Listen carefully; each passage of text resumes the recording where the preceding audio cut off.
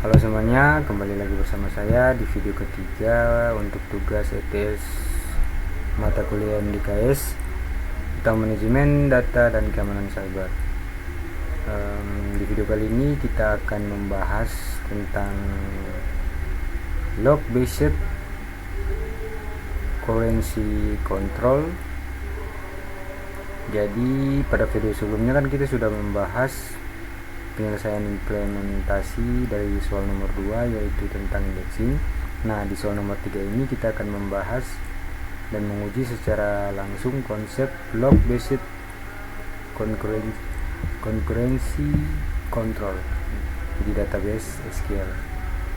Nah, tujuannya itu untuk melihat bagaimana MySQL menangani dua transaksi yang berjalan bersamaan. Misalkan nih, ada dua user melakukan perubahan pada data mahasiswa yang sama di waktu yang hampir bersamaan. Nah, jadi konsep ini membantu untuk mencegah konflik dan memastikan integritas data tetap terjaga. Oke, kita langsung saja ke praktiknya.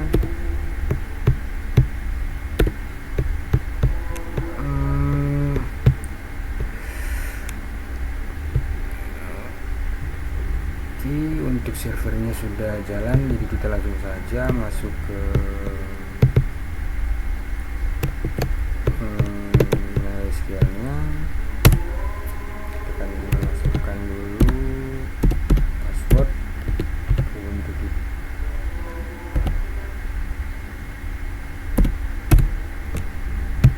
Oke, kita sudah berhasil masuk ke SQL. Terus kita show database, kemudian masuk dan select database. Setelah itu sebelum kita melakukan uji,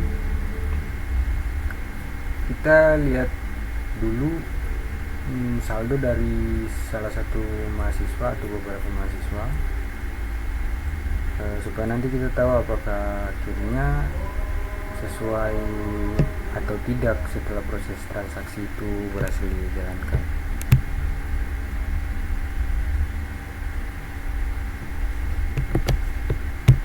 Kita harus melakukan, di sini ada 3 mahasiswa, ada Budi dengan saldo 200, Sita 150, Andi 75.000. Oke, kita lanjut ke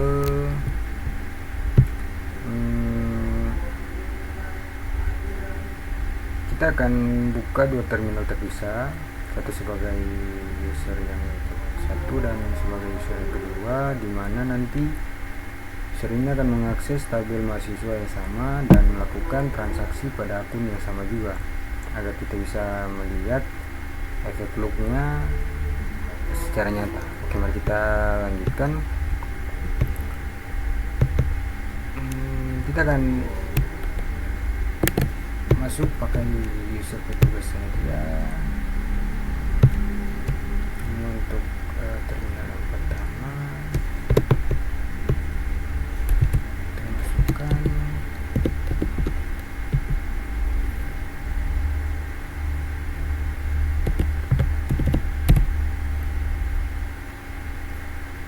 Kita masukkan lagi server.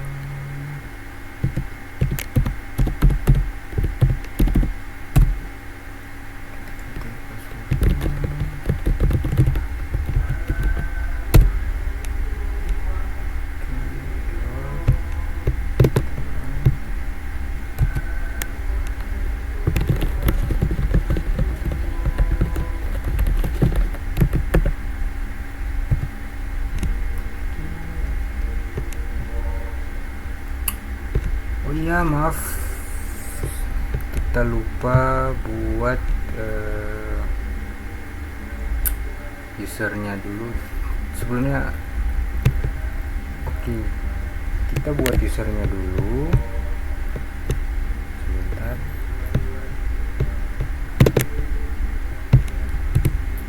Setelah itu kita seperti kayak contoh soal 1,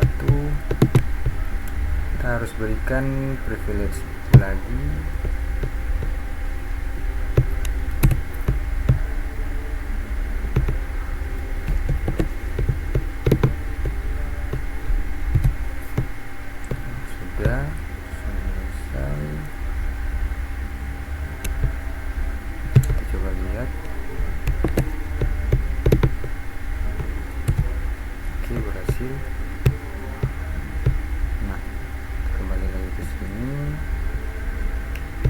masuk sebagai user petugas.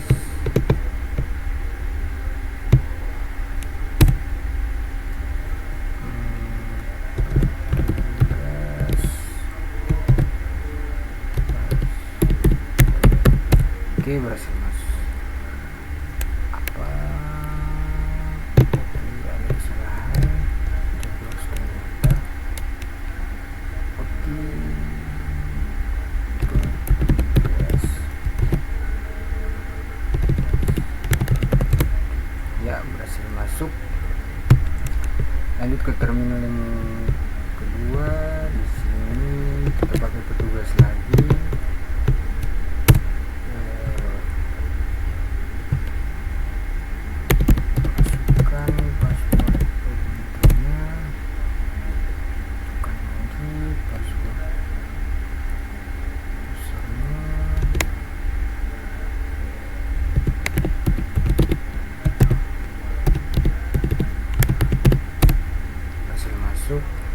Jadi skenario nya di sini ada dua petugas sama-sama melakukan perubahan kepada salah satu data dari mahasiswa yang sama dengan waktu yang hampir bersamaan. Nah, di sini kita akan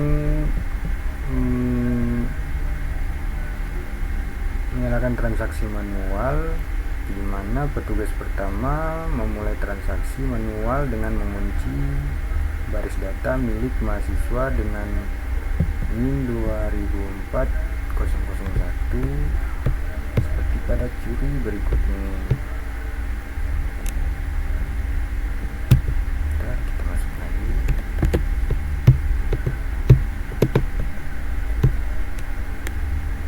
Oh ya, ini tuh untuk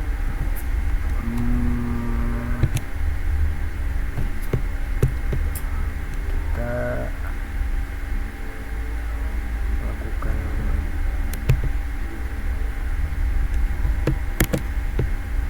pakai update. Oke, jadi di sini sudah berhasil mengubah. Tuh, sebelumnya ini kan masih tetap sama, saldonya masih tetap sama, tidak ada yang berubah, tapi di sini kita mengunci dengan perintah for update. Kita mengunci agar tidak bisa diubah oleh transaksi lain yang dilakukan oleh dalam hal ini petugas kedua. Coba kita masuk lagi, kita coba bukan.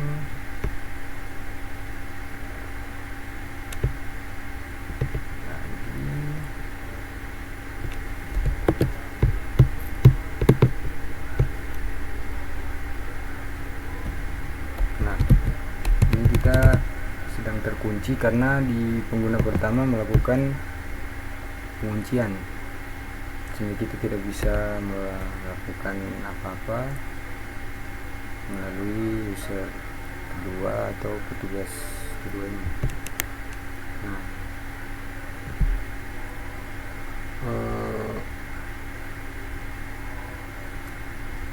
kita kan tadinya di sini ingin memperbarui saldo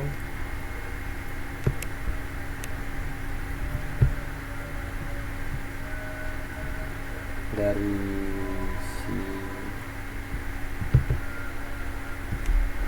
mahasiswa tadi. Nah, di sini yang kita lakukan itu pakai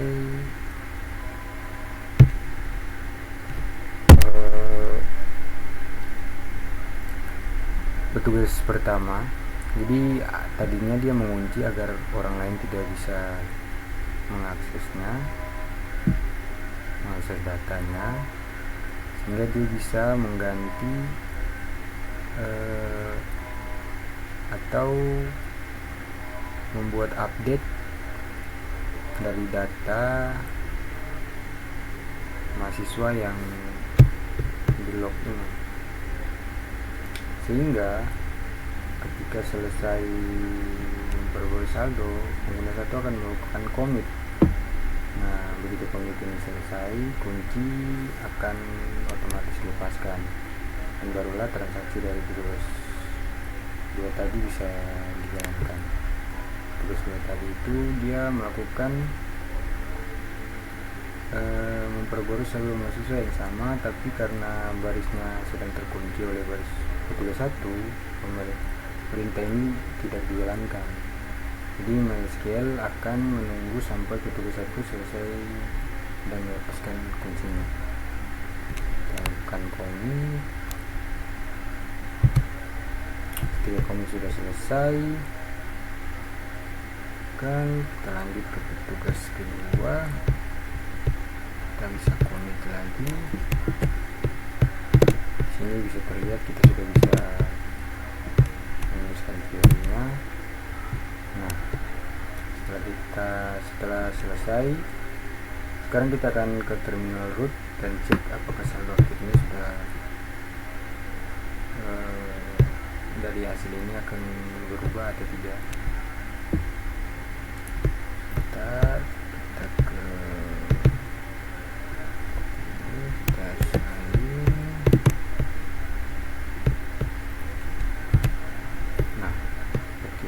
dilihat bahwa kodenya berubah. Budi Santoso yang sebelumnya 200 di sini jadi 175. Oke. Jadi kesimpulannya pada uji coba ini kita sudah membuktikan bahwa pertama MySQL menggunakan row level logging untuk mencegah dan dua transaksi mengubah baris yang sama di waktu yang bersamaan. Kemudian yang kedua, untuk for update digunakan untuk mengunci baris yang sedang diproses agar transaksi lain menunggu. Nah, selain commit, kunci dilepas, dan setelah commit kunci dilepas dan transaksi baru bisa dilanjutkan. Mungkin itu prinsip utama dari logistic concurrency control yang bisa saya jelaskan, dan dimana dia menjaga konsistensi data di sistem multi user seperti database yang ada ini. Selanjutnya pengujian nomor 3 ini sudah selesai. Database tetap aman, semua data konsisten, dan kita sudah melihat cara kunci transaksi mereka secara langsung. Oke, terima kasih sudah menyimak sampai akhir, dan kita akan lanjut ke video berikutnya, yaitu video bagian keempat, part 4 tentang transparent data inscription atau DDI. Terima kasih semuanya, sampai jumpa.